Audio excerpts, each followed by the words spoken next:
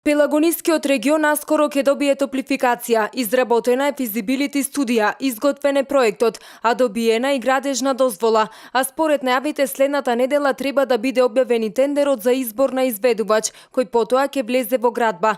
За текот на реализацијата на проектот на Елем и на рек Битола, кој од големо значење за индустријата, земјоделството и жителите на Пелагонискиот регион, денеска информираше и лидерот на ВМРО-ДПМН Никола Груевски. Се работи за крупен проект од 46 милиони евра.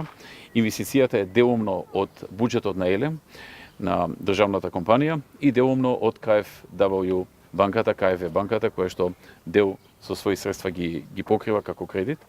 Така што, како што кажав, се заврши физибилити студијата, се заврши проектот, се извади градежна дозвола и сега се објавува тендерот следната недела за градба на овој проект, така што проектот влегува во завршна фаза, завршната фаза е неговата градба. Тоа е тоа, ќе биде од голема корист за сите. Груевски ја истакна и важноста на проектот за набавка на сопствена механизација на Елем во вредност од околу 34 милиони евра. Кога станува збор за Елем, сакам да потенцирам дека тука има уште еден крупен проект кој што е во завршна фаза, а тоа е проект за набавка на сопствена механизација, ќе чини некаде околу 34 милиони евра, може би на аукцијата ќе се спушти и пониско, и ќе биде од корист затоа што нема да има потреба Елем од изнаемување на механизација, изнаемување од приватни компании.